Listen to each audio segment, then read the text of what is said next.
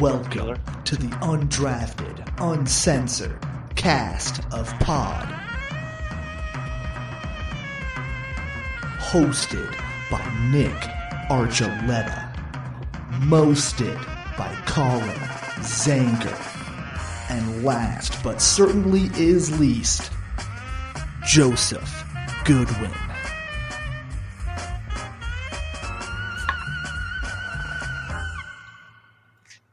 Welcome in, everyone, to Undrafted Uncensored, where I'm going to be honest, guys. It's been a Rascal Flats kind of day for me. And all I can keep thinking is what hurts the most is when you're so close. Life is a highway. And watching it slip away. My Rammies, man. My Rammies. They were so close. They had such a lead at half. And I knew they weren't going to be able to hold it. I mean, it's college basketball. You knew there was going to be something going on, and they were going to be able to at least make it a game. And god damn, did they make it a game? I mean, and the team they're going against, like, they had a nickname. Like, come on, you got to be afraid of a team with a nickname. But I mean, every game I've watched so far in this tournament, that was probably the best game, especially down the wire like that. It's a buzzer beater, and I know we're gonna. I'm hijacking this for a moment because first and foremost, we got to thank everybody, not just for tuning in. I thought Nick was going to be frozen, but we thank everyone for the massive turnout in our March Madness bracket. Match Madness. 14 people entered.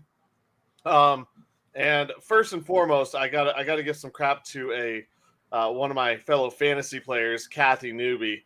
You entered, but you didn't put in a bracket. All right, you gotta make that zero. You're one of the two people who didn't fill it all out. So Kathy, get your stuff together. Sorry, Chef Joe from my hotel. He's bringing up the rear, very last place, besides the two people who didn't fill out their bracket. But he's got a chance. But let's get to the real stuff. This isn't the victory formation because we're not there yet. But our very own Nick Archuleta, after week one, leads all of the 314 entrants into our March Madness E5280 Sports and Lifestyle poll, as you see it up there. Arch number one, and then my best friend growing up, David Supps, is in second. What's up, David Supps? Like, you guys, you both just keep it up, please. James Volsky down there, I know him. He's from my fantasy league. Obviously, we got a Spillin in there. Craig Meyer, Nate Wicker, my longtime friend, also. He's in sixth, top of the sixth place. Just goes to show you, if you play fantasy football with me, you'll kick my ass in March Madness because I'm all the way. Yeah, you got to keep scrolling. I'm all the way down at 139. But a big shout out to everyone who joined the March Madness bracket. Reminder, first place is tickets to any game. Second place is a jersey of your choice. And third place is $50 cash money. And it looks like, there's obviously some good competition. A lot of people close to each other. Nick is a diehard Blue Devils fan now. He is hoping for their continued success. Hell yeah. Especially if they go on and win it all. But wanted to give a quick props to everybody. 314 people in a March Madness bracket that we just put out on our Twitter and sent text messages back and forth to all my friends and family members and everyone who joined. Thank you for joining and being a part of it. And everyone else, good luck. And Nick is he's trying to take the profit tag from me because I'm gonna be honest. I got the nickname the Prophet. I'm gonna be honest. That was the only goal I had was to score higher than you. I mean, you're on your way. You good work. Still have the chance. We'll see what plays out and how it ends. But right now, it is looking good. Besides, that last basket for the Rams, and we'll get back to it. What you were saying that was rough. You were right. With 3 seconds left, it's a tough place to be. And when you had that chance and then you go back and you see that it was a travel, like that's kind of insult, salt in the wound. I don't know how you feel about it. Yeah, it was a travel. They're not going to call it in the moment. I'm not to the letter of the law. It was. and this even goes back to Super Bowls and the pass interference penalties that are and aren't called. Yeah. We saw the Cooper Kupp one called one year, and then it wasn't called the next year. That's a great analogy. So much basketball is traveling to nitpick like that on the final play. I think that's a perfect analogy of it's a lot like pass interference or holding in the NFL, where it happens all the time. Yeah, and so you go with it, you live with it. They gave us the best game. I wish they held on to win also. Yeah. I live bet them when they were plus 280, and they were holding on the whole time, which I was pretty excited about. And then I saw the shot, they took the lead, and then I was like, 3 seconds. I was like, they still have a timeout, and then and then it happened. But for the tournament, you're right. That has been the best game overall in the tournament, just because it was back and forth and it was pretty competitive throughout. And the underdog story, obviously, it's close to our heart here, but the only underdog was McNeese. Yeah. Which, by the way, you remember that wheel? Yeah. It shows McMe. But it really was the best underdog story because in the second round, pretty much all the underdogs are lower seeds laid an egg. Yeah, besides Arkansas, it's been what you'd expect out of the bracket for the most part. I mean, you had a couple upsets here and there, but based on my bracket, it's been pretty much what you'd expect. Oh, sorry. Okay, is that my outside voice? Yes, according to Nick's bracket, it's exactly what he expected. Let's get this. Yeah, obviously. Isn't that just how it works for everybody, right? Like it's just, it's pretty straightforward according to Nick's bracket. Yeah, look at my bracket. Come on. It happens every year, just like Nick wants it to. Yeah, jeez, come on, guys. Yeah, 100%. Yeah, he picked UConn the past 2 years also. But I mean, to go to that point, Nick, I really, this hasn't been a March Madness, really. No, that's what I was saying. There haven't been. I thought because of some of the parity that we saw during the regular season, that there were going to be so many more upsets. I said it on here, and I was completely wrong. Yeah, there were a few upsets, but really what we saw was in the regular season, 4 and 5 top teams beating up on themselves. 8 and 9s and my squad, UC San Diego. It was close, but they couldn't pull it out, man. The 7-footers. Is it just me, or is that kid for Michigan? Does he have the biggest nose that you've ever seen on a sports player? Because that thing is ridiculous. Like, you got a good sniffer, dude. It's like his wingspan. Like that shit. Jeez. It is crazy. I forget his first name, but his last name's Wolf. He's a forward for them because he'd be their center because he's like close to 7 foot, but their center is like 7'5" and bulky and so they're just huge. So the strength of UC San Diego was their guards, but their guards score a lot of inside. So they're like getting great switches and trying to hit threes and jumpers and hit a few at the end, but then very last shot couldn't go in. There's no Jalen Lake. Pretty sure that's his first name. I could be wrong, but Lake. But it's man, there hasn't been nearly enough upsets, which I guess on one hand it's almost an upset or a surprise in and of itself because every year there's always something. So this is the year where almost nobody, like you said, Arkansas. But that's a team that didn't really feel like that much of an upset, where it was the two legendary coaches, where it's one of these teams might actually go pretty far in the tournament. Well, yeah, and Calipari has the edge over Patino in the history of that matchup too. Kind of one of those, Harbaugh brother battles or whatever battles where you just can't seem to beat the other one. The old Schottenheimer Dan Reeves days. Yeah. Oh man, there you go. You're welcome. That's a good one. The Nuggets against the Wizards. The Rockies against Major League Baseball. Anyone. Hey, don't ruin the season yet. Well, no, I'm Yeah, give it a couple of games. We'll get into baseball. I know. Yeah, well, but we got. I got just it in there. that's a good point. That you're right. The madness might be that there really hasn't been much madness in this series. I don't know if I like it or not without, because I think it's still been a pretty fun first weekend. Yeah. But I still don't. There's not the same storylines, I guess. There's not the same things to get you hooked, like a Florida Atlantic, or Butler, VCU, the Peacocks from 2 years ago. Would you call me? My peacock, my peacock, cock. Captain, you gotta let me fly. I'm a peacock. So I've enjoyed it, but I've missed that aspect of that team coming out of nowhere. And CSU, I guess, was that team. Yeah. But a lot of America was going to hitch their wagons to them if they won that game. Yeah, but we also knew here locally that they were better.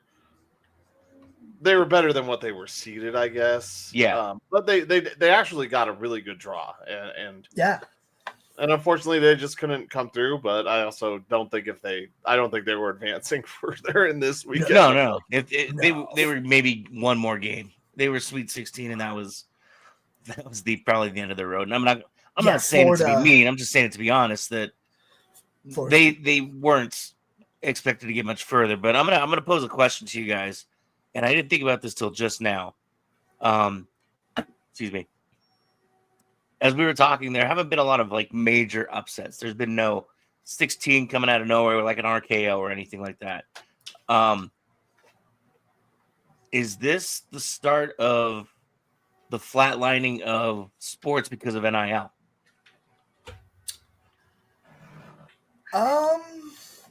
I don't, because a lot of these big schools are taking those guys, and those guys are going to go to big schools. I mean, you have what, 12, 14 teams out of the SEC alone? But they're not necessarily historically great basketball schools either. Like some of them are for sure, but like a lot of them too were like few and far between. Like every couple of years they'll be good and they just kind of fall off. So maybe some of those schools get more consistent. Maybe, I don't know. Well, but what you're saying? 3 of the FAU players were sniped off of those squads and are playing now with other teams that are still playing, or maybe it's only 2 left that are still playing in the tournament. So I think that it depends on how your recruiting goes. Okay. And I do believe that a small school can have Cinderella runs. I think they can have moments like that. But I think the way that they're going to happen is like a San Diego State did, where those guys were just together for multiple years. Joe's wheel pick that didn't exist in this tournament. But I really do think it's going to be a team like San Diego State where those guys were together, had played together for a bunch of years, and they didn't get picked off by other bigger schools. They stayed as a squad. There was a really cool story about a guy from UC San Diego, actually, who had been with that team for 4 years, who was at Ball Arena watching them play. He transferred over to USC this season. I can't remember the name. I believe this was in Westward. But he transferred over to USC this year because of NIL money. And he barely got minutes. He wasn't going to get the same money at UC San Diego State or whatever it is. Yeah. He wasn't going to get the same money there, but he left, and that team was ineligible for March Madness up until this year. And he left right as they were becoming eligible, or maybe they were eligible last year. It's one of those two. But he was sitting in the stands kind of like wishing that he was there with his guys because they're still his guys. He was there with them through all the transition from D3 up. But he also said at the same point, his chances of ever making money off of playing basketball are very slim. So he did what was best for him. and that's where you get a team and a squad and a coach that will stay with you and build an emotional bond to keep you guys together. That's where I think it can happen. It's going to take a strong coach and some strong character guys not to go after the money, because a lot of these guys are not, we know. So the guys that are still playing, over half of these guys, 3/4 of them aren't going to sniff the NBA. Yeah. Well, I mean, you kind of mentioned it too, and I'll kind of segue into it a little bit. Niko Medved takes the job over at University of Minnesota, goes back. He's going back home. So, I mean, you can't be mad at him. He took CSU to the tournament. I mean, he's been building that program. And, I'll give credit where credit's due. Vic Lombardi this morning said, maybe CSU needs to start leaning into being a basketball school, not a football school, because that's where they succeed a lot more. I mean, it's been going on. It's been, a number of years since Medved took over. It's been at least 7, and he's got them in the tournament now. They always look good in the Mountain West tournament, and even though the Mountain West is going away, those kids now, when he goes to Minnesota, are going to go with him. Like you said, a lot of these kids, I call them kids, but I mean, I don't mean it to be insulting. Young men. Yeah. You build a bond. You remember your coaches that, were the best for you. And, we'll see how strong that program is after Medved leaves. Yeah, man, he's, I think, been a really big part of that too. Like his vision for the team, because they talked about just the recruiting of like Nick Clifford from CU. They had the vision for him to be a potential like NBA caliber player, which CU didn't have that vision for him. Which is part of the reason why he was in the transfer portal. And so CSU was able to recruit him, and he was their star guy. He didn't put up amazing stats in the first game, but he balled out in the second game against Maryland. Sadly, Maryland was just a better team. They're just really good. But like that's one of those things that I feel like Niko Medved had to have had a hand in, because if he doesn't have maybe I'm wrong, and maybe the program can figure it out and they can, post Niko Medved have success. But like, man, I don't know, man. It's going to be really hard pressed. It's really going to depend hard on who they can bring in and what they can build, because it's also taken them a while. Like they've had some guys, the David Roddies of the world, the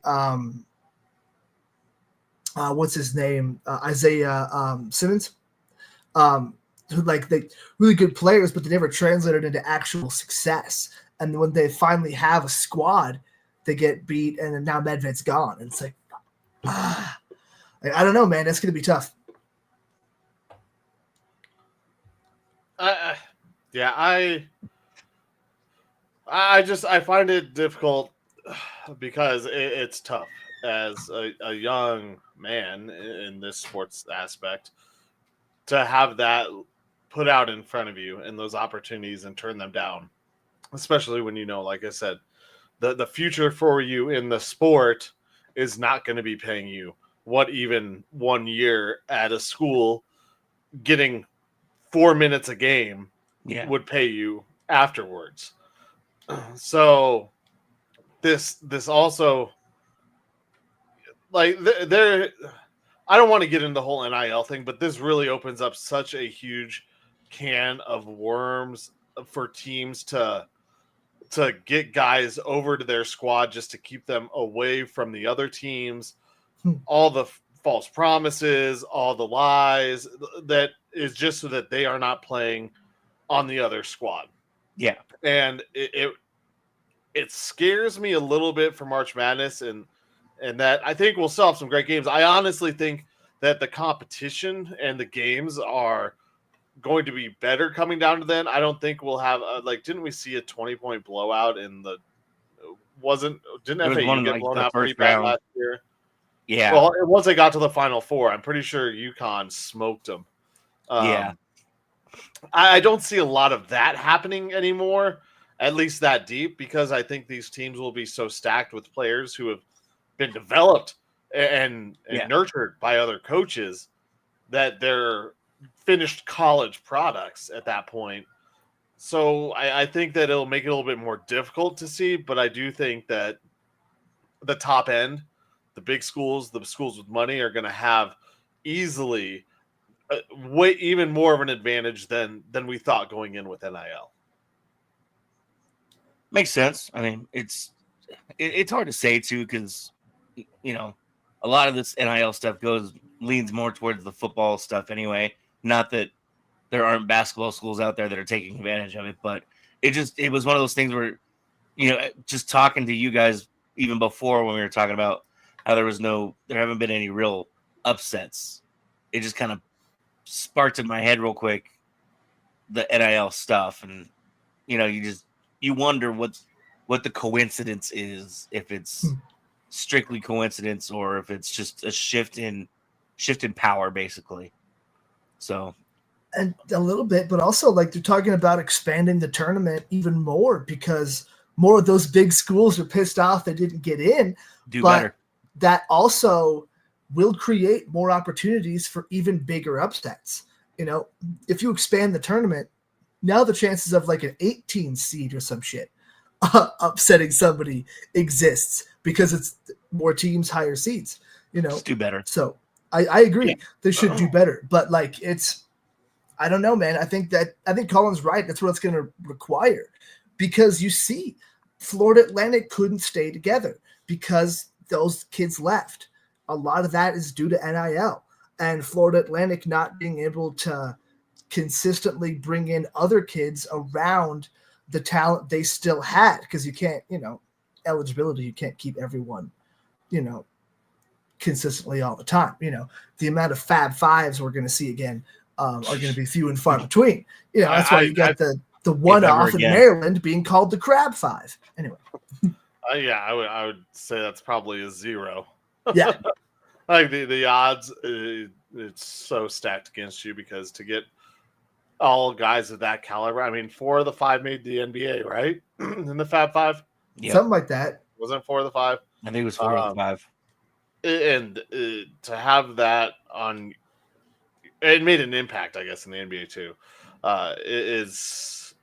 Or most of them made an impact, but I can't see that happening because there's not enough money to go around, or someone's not going to be offered the same amount of money as another person. Like, I don't know if you could pay all your star players $5 million a year, whatever it is for college. I'm just throwing it out there. Like, if you're going to pay them all $5 million, or if you're going to be like, well, we're going to give you 5, and then what's to say another school's not going to give one of those guys 7 to go there? Like, it's just, I think it's going to be very difficult. So it'll take a lot to have a real crazy madness underdogs, I think, in the future. But then who knows? Maybe next year, you're right. We don't know. This could be just the madness of this year. Well, it could also cause schools like CSU and other smaller market schools to spend more money because they're getting there. They're having success. So it doesn't feel like you're just throwing shit at the wall. Like, it might actually stick. So maybe it's the opposite too, that more of those small schools actually do this. Like, kind of like so those smaller MLB teams that decide, fuck it, we're going to buy a World Series this year. Well, I mean, VCU is a good example. They're consistently there. I mean, they win their conference, but you have to consistently do it for that to happen.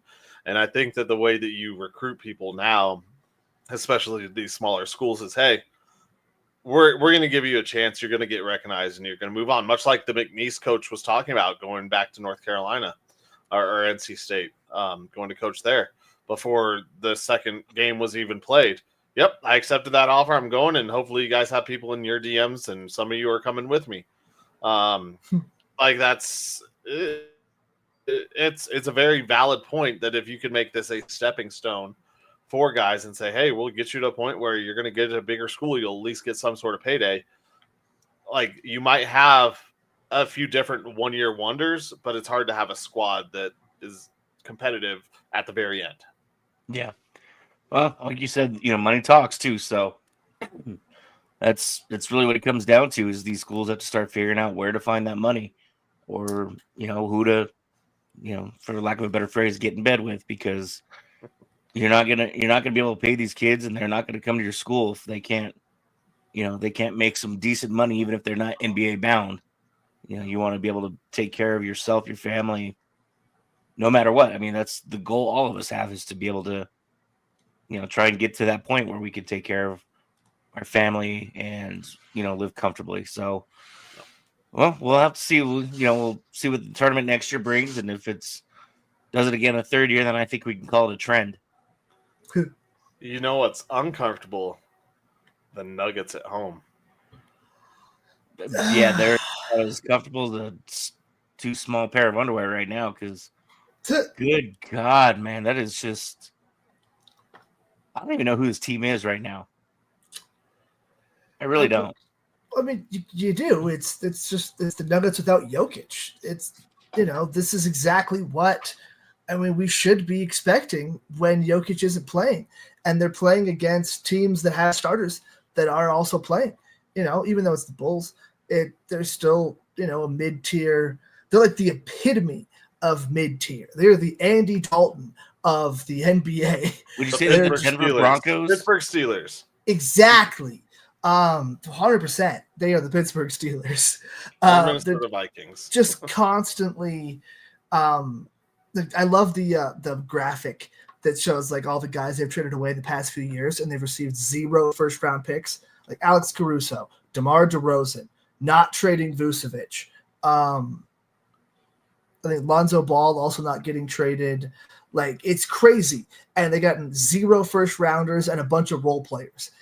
For the guys they did trade. The other guys are going to be like Vucevic's contract is up, I believe.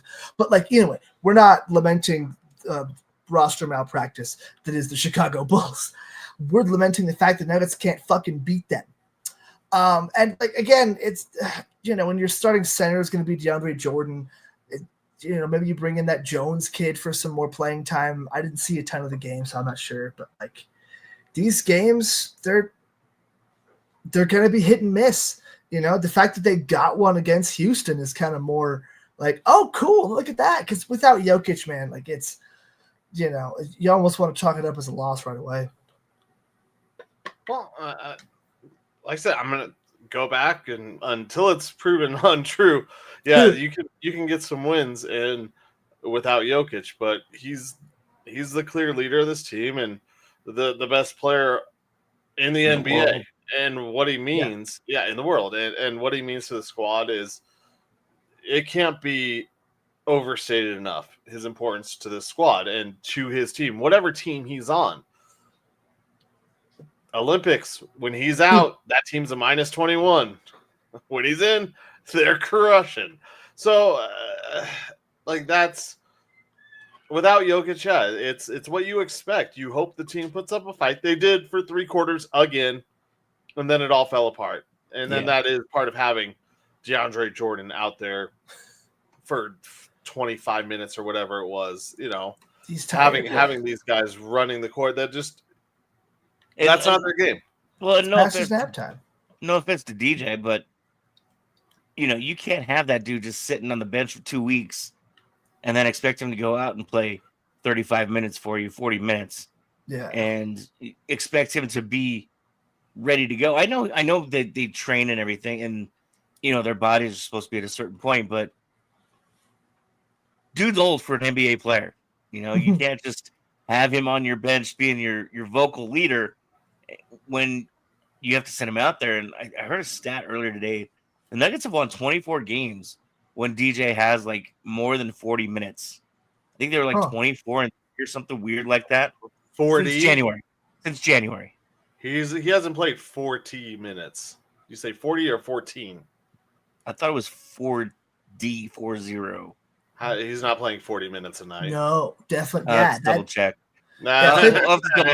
I was in a hurry when I was getting ready this morning, so I'm like, I heard it and it didn't quite stick. No, you okay, good. Everyone, I will spoil this for you. You don't need to fact check. It is definitely not 40 minutes. I put that on everything. But I'm going to go out on a limb here and say. But anyway, but I mean, when he gets significant minutes, is what I'm saying. Yeah. The Nuggets were like 24-3 or something dumb like that. 14 when he actually more. has significant minutes, and you know you have your kind of fill-in for Joker, but you can't keep abusing him either to the point where it's March 24th and he's had to miss the last 4 games because he's just beat to hell. You can only beat a rug so many times. Let's give him let's throw a game in there here and there. I understand he doesn't want to, and I'm not saying be LeBron James. What I'm saying is, or Joel Embiid. What I'm saying is give him like a day once in a while, just because he plays so hard and everybody attacks him so aggressively. He needs, a day off, just like the rest of us. And the one thing I will say, if we're talking 14 minutes, we'll just say maybe it was 14 for the sake of this argument. It just sounds better. The reason why the Nuggets are probably in that position and have such a good record is because those aren't coming on back-to-back games. He's probably getting those minutes one game here, then another game a week or two later. Now with Jokic out and he's thrust into the lineup having to play a larger role, his body can't handle it at this point. But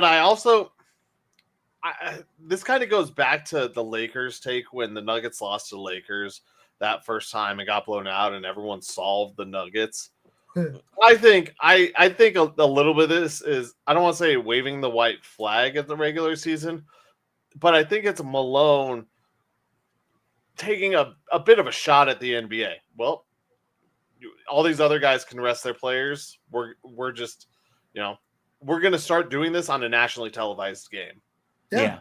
I'm not saying that they aren't legitimately injured, but I think he's legit. Like, we're just going to keep him out. We'll make sure he hits whatever numbers he needs to. Yeah. But we're just going to keep him out and make him healthy for the playoffs and whatever.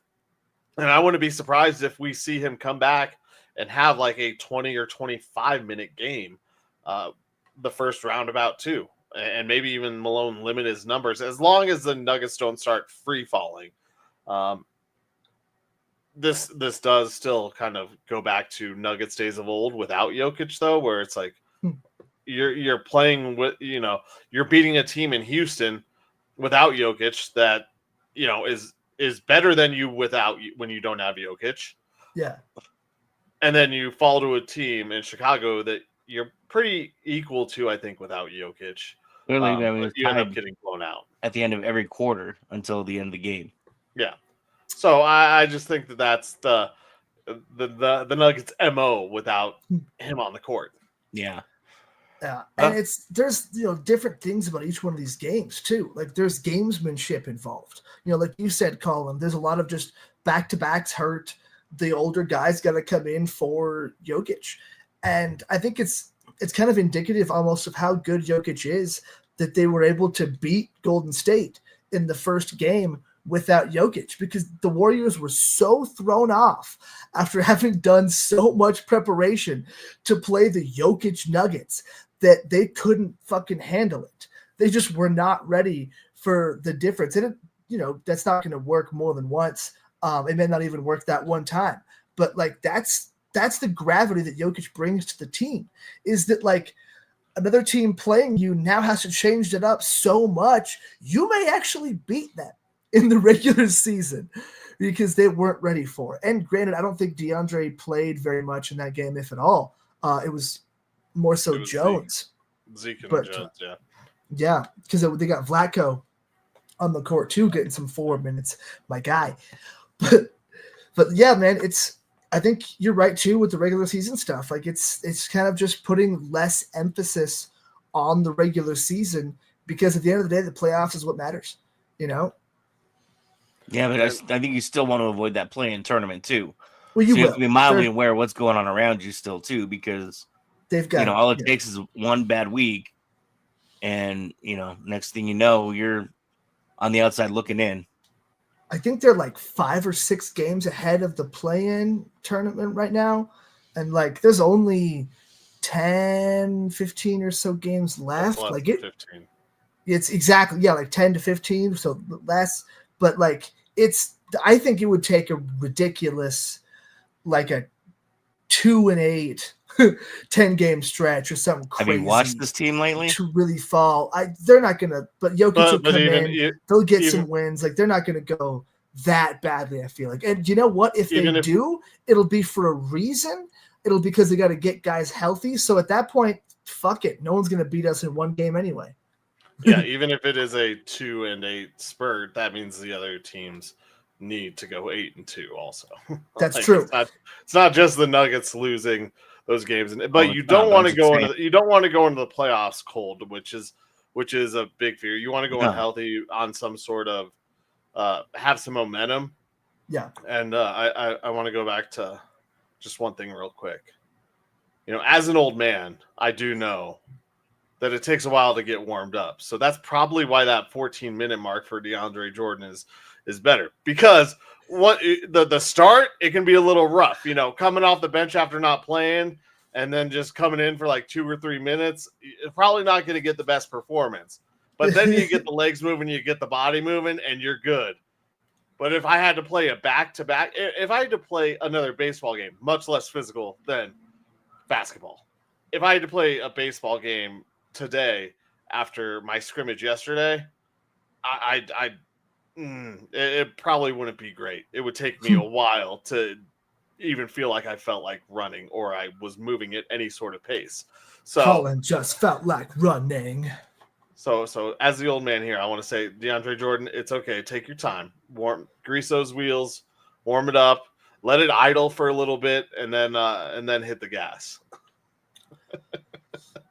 Sometimes you just got to show up and play the game and know that maybe you're going to lose, you know? I mean, Avs had to do that last week in Toronto. That was a terrible loss, but they took 2 out of 3 up north of the border. So and Montreal and Ottawa. I was getting there. And Calgary. For it. No, it was 3. Was Calgary here?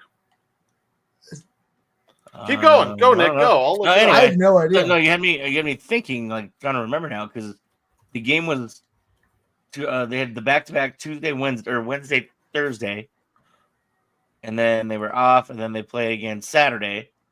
Yesterday was Sunday. Today's Monday. They still haven't played yet. So that's 3. But anyway, Mondays. You know, they got over the stupid loss real quick in Toronto. And then just that shootout had me a little worried, though, Saturday night, because Avs don't do well in shootouts. They proved it this year, but they got 2 points out of that game.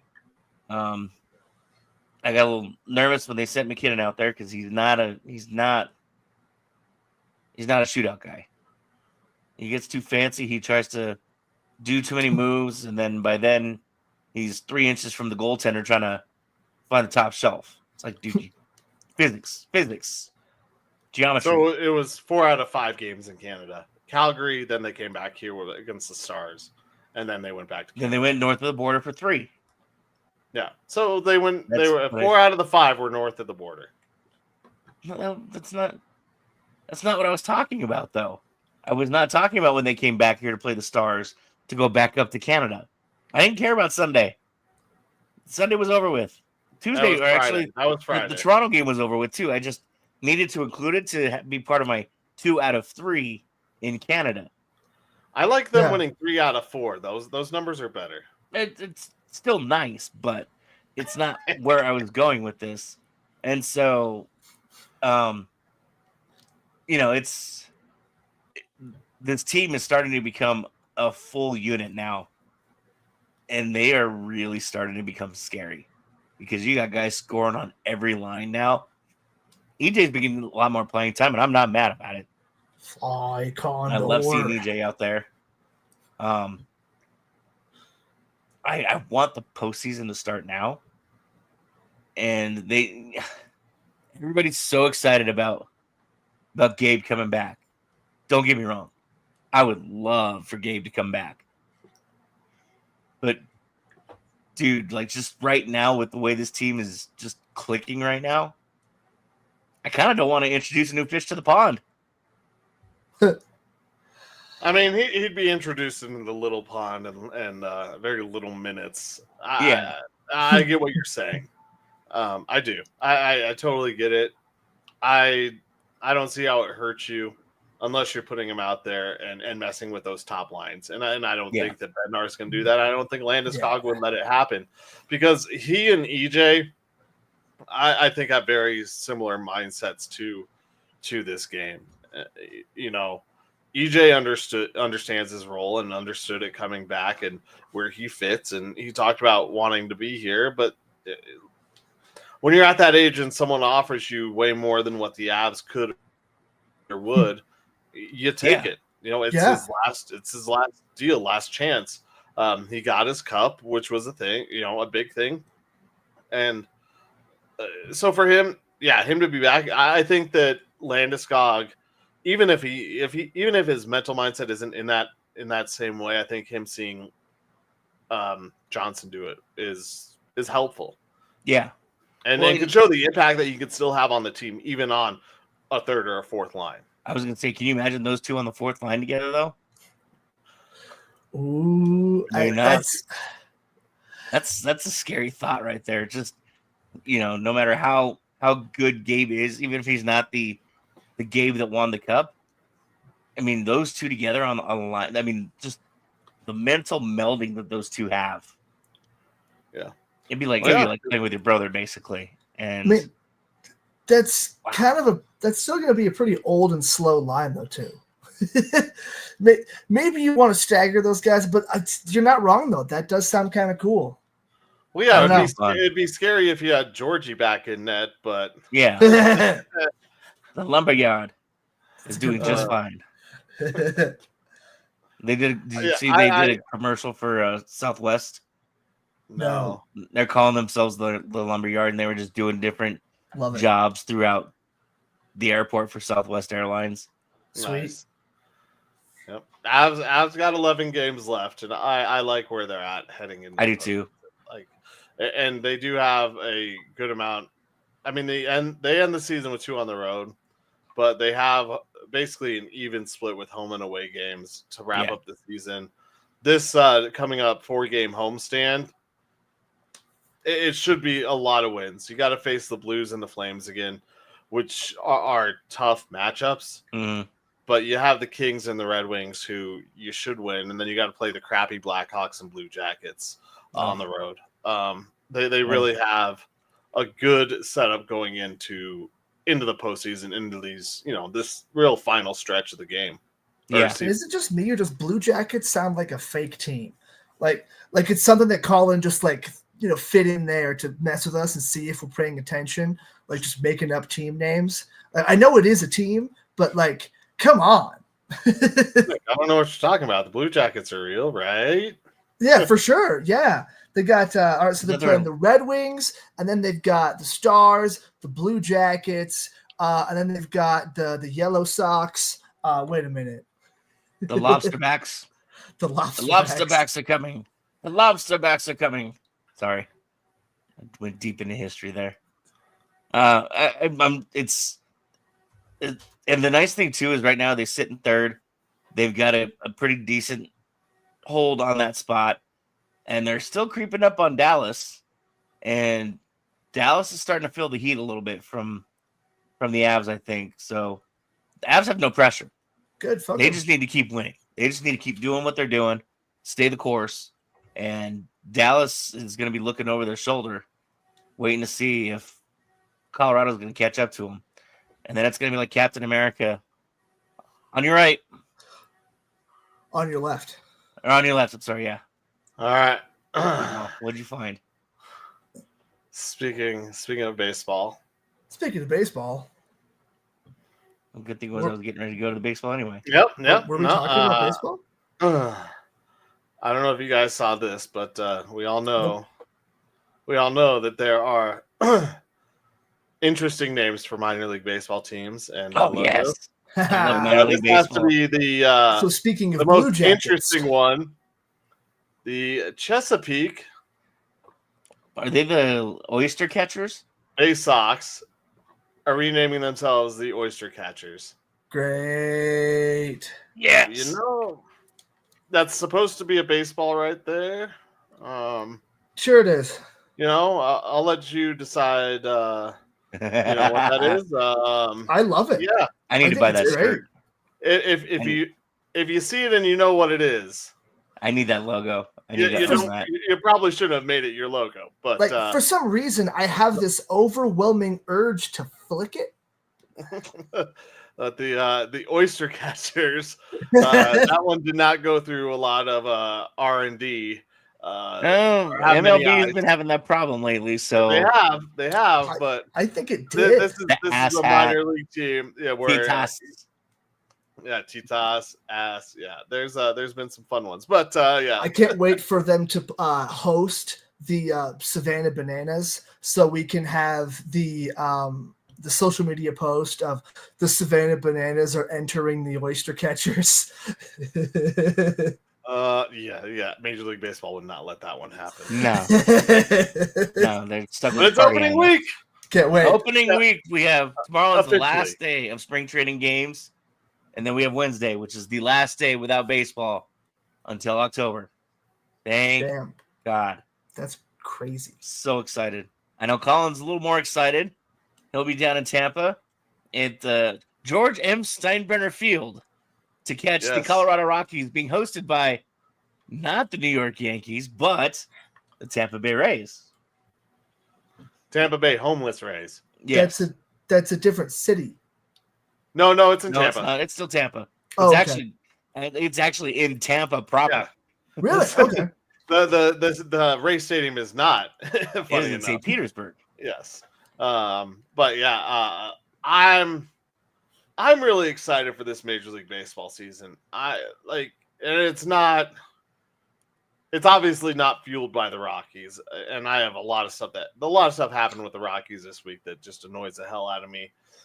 Just reinforces my movement, my mission, my trend to not spend money at Coors Field. I told my mom and dad it's only March, and I'm already saying I hate this team.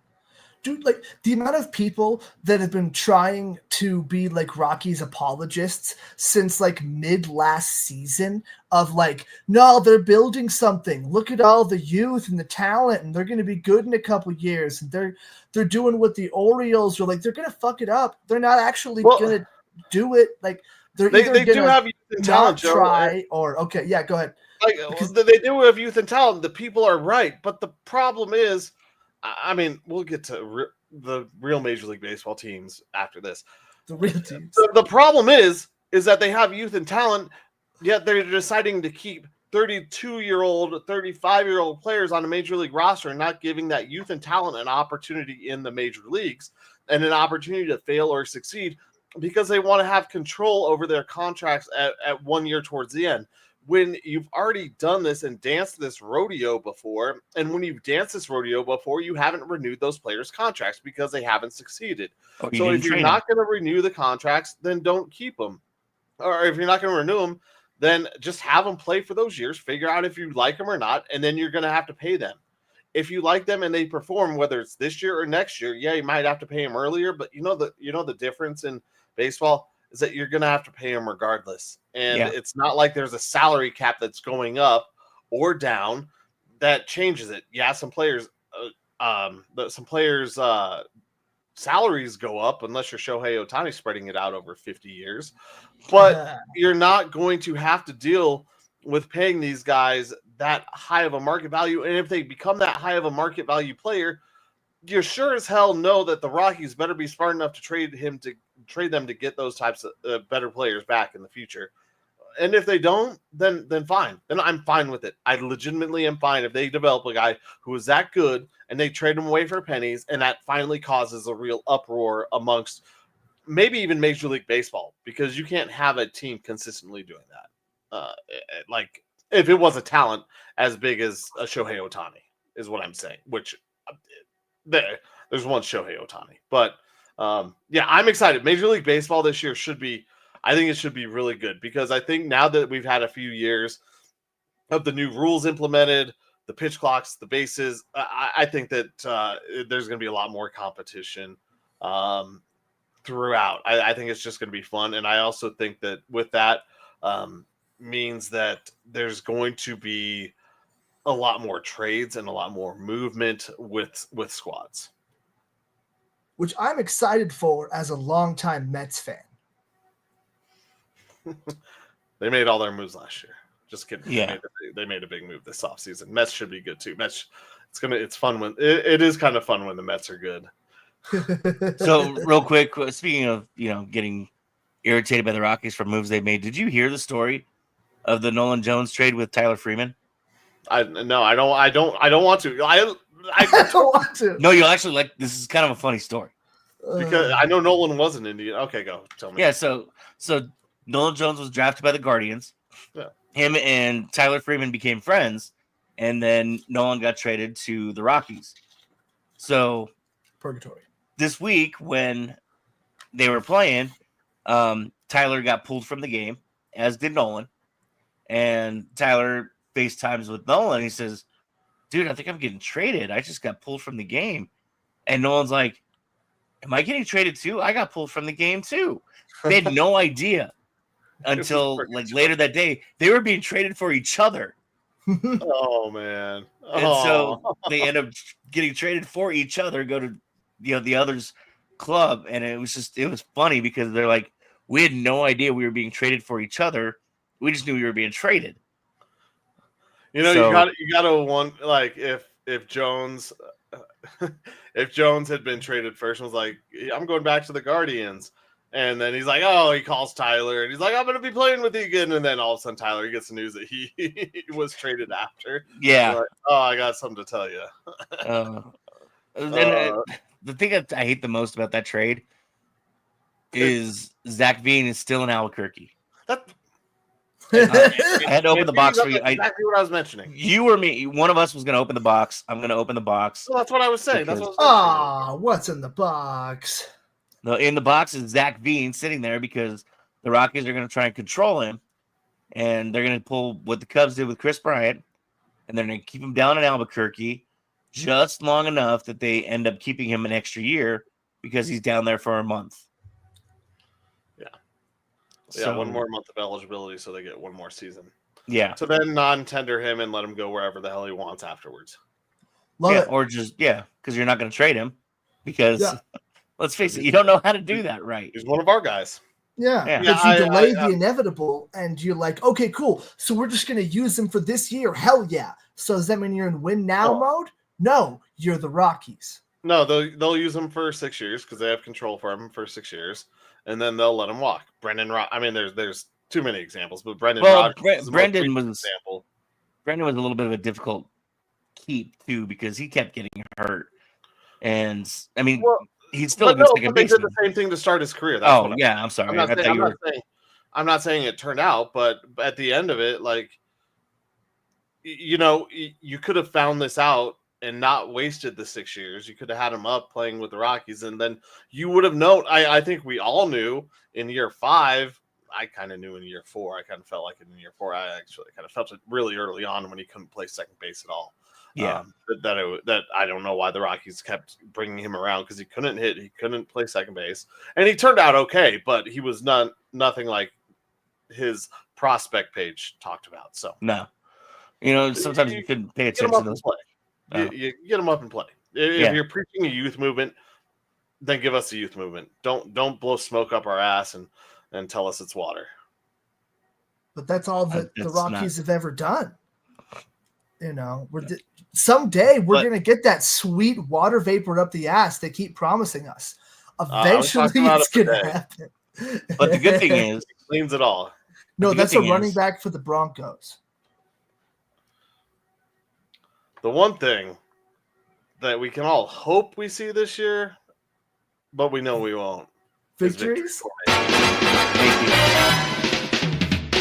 This is the Victory Formation. All right, boys, here we go. Best play in football. 6 right tight diamond victory on 1. Break. Okay, 3, 2, 1, it's jam. The Pick'em segment, proving that Colin Zanker is the most humble man in the history of time. Or sorry, least. Featuring Nick Archuleta, wishing he was somewhere else. And Joe Goodwin, just kind of winging it. That's right, everybody. It is the victory formation. We're going to get into these real quick and knock them out. But a real quick shout out. Thank you, Jonah. Thank you, Aunt and Ronnie. Appreciate you being in. Everyone who's watching us on X, over at E5280 Sports on X and Facebook, our personal or Undrafted Uncensored. We appreciate y'all. Those were 2 names that just popped up right away. So appreciate everyone listening, and you are what help us always reach victory. And let's talk about the winners and losers from last week between the 3 of us. First game we chose was between the Lightning and Golden Knights. Golden Knights favorite at -120 won that game. Nick and Joe got that one right. 1833 in the bank. Clippers versus Grizzlies. Well, the Grizzlies went to La La Land and they went night-night. Clippers smoked them at -250. They were big favorites. Only Joe thought that was happening, so he got $14. BYU beat up on VCU and said, see you later. Nick thought VCU had a chance, and they didn't as BYU advanced. $17.14 to both Joe and I at -140 odds. Baylor beat Mississippi State in actually another one of the good games in the tournament in the first round. Both Nick and I got that one correct at +100 even money, the only even money winner of the week, meaning we got $20 apiece. And then Clemson beat up on Wake Forest in men's baseball on Friday, the first game. They did. Nick and I both got that correct, winning $18. And so that means that all of us won 3 games and lost 2. Wow. The big winner of the week was Mr. Nick Archuleta, Mr. Number 1 in the E5280 Sports and Lifestyle March Madness bracket as it currently sits. 1. He also wins this week of picks. You better keep it up, Nick. He wins 36-33. I came in second at 35-14. And Joe came in third at 29-47. Yeah. So standings are still the same. I'm still at first at 263.78. Joe second, 253.26. Nick, you're back over 200, 211.65. Let's get to this week's picks as we got a full slate. Oh yeah, by the way, we didn't do any bonuses. But my big niece, we talked about it earlier. They would have got me a nice little. They gave me a nice little payday on my just $10 bet. Straight Nice. Yeah. You know, the randomizer worked. So it goes to show you we're not just good at this. We're also pretty lucky. Well, in March Madness, we're going to start things off with. We're going to start things off in March Madness with Arkansas versus Texas Tech. Arkansas plus 205 dogs. Can the underdog story continue against the -250 Red Raiders? Nick, who you got? I think I had Texas Tech. Who did I have? Kind of defeats the purpose going against your bracket. Who are they playing again? Texas Tech and Arkansas. Arkansas. I can't find Arkansas now. They're the ones playing Texas Tech this week. You probably didn't have them going this far. Yeah, as I say, you probably had Arkansas. You're probably losing. right. You probably had them losing to St. John's. That's my guess. Or to yeah, you're probably right. So let's go Texas Tech. There you go. Joe, who you got? I'll take Arkansas. It's a good choice, though. It's hard to. I am actually Nick. I want you to win this. Trust me, I do. But I like the way Arkansas is playing right now, and I'm cheering for the dog there. Even though you are the true underdog story, Nick. Next, we move on to BYU versus Alabama. This just worked out because we already know who Joe's taking. Alabama's the favorite at -218. BYU plus 180. Go ahead and say it, Joe. Why do you think I'm going to take? Honestly, I don't know.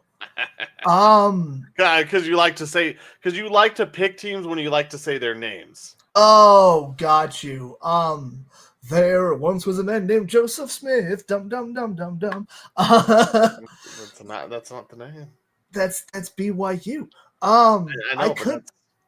You know what? Just because I'm not gonna pick Alabama. Let's go BYU. It's going to BYU. I mean, I'm going Alabama. I'm going to say that. That team is damn good. And after last year's experience, I think they have a good chance this year to push. Nick, who you got? I have Alabama. All right. Everyone on, they're gone now. Sorry, I was just going to give Instagram people a goodbye, but they're gone. Appreciate you, Instagram, if you tune back in. We do love you. Left.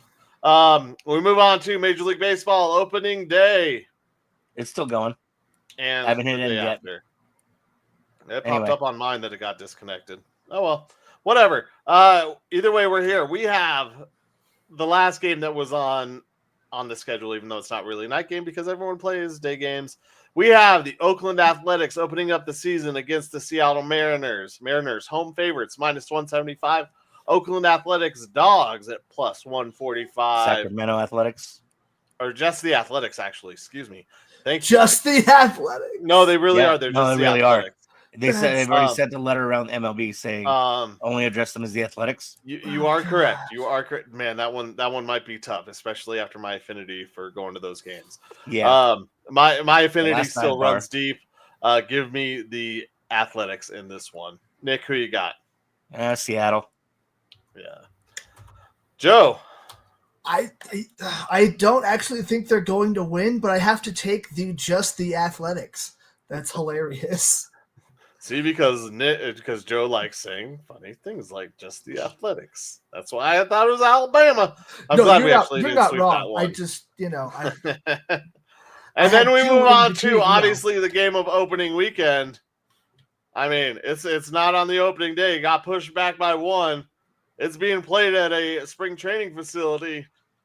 That's the Colorado Rockies taking on the Tampa Bay Rays. The team that the Rockies really should be, and then the team that does it.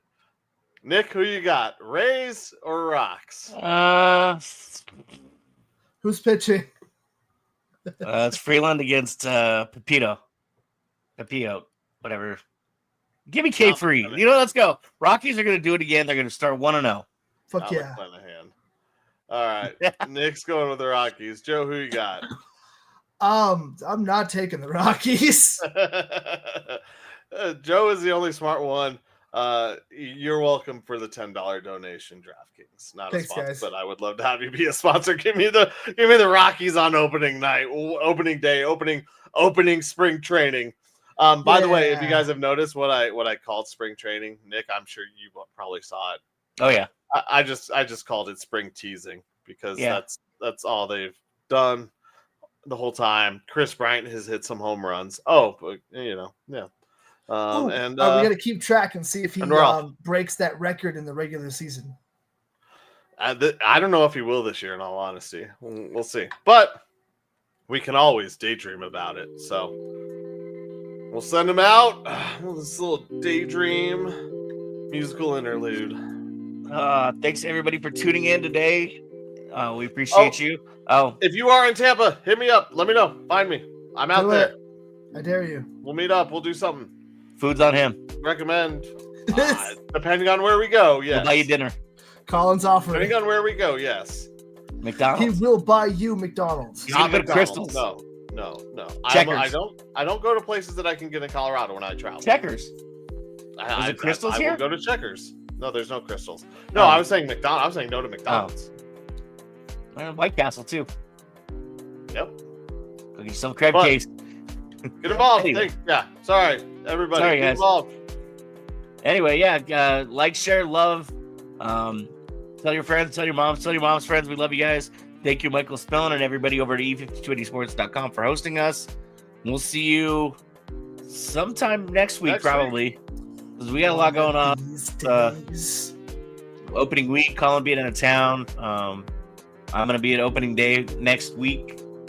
So, we'll talk to you hopefully before then, so we can I'm not busy. let you guys know where we'll be. Maybe you can come hang out with us and buy me a drink. For Colin Zanker and Joe Goodwin, I'm Nick Archuleta. Sorry, Colin. I didn't mean to not throw you out there, but I'll buy you a soda. I ain't buying Or an NA beer. anything there. You guys know that. Yeah, Colin's not spending money at Coors, so. $14 in 3 years. And Joe's going to be working because Joe always works. I have jobs. Yeah. For Colin Zanker, Joe Goodwin, I'm Nick Archuleta. This has been Undrafted Uncensored. Thank you, guys. We love you. Until next week, have fun, and let's go baseball. Okay, I love you. Bye-bye.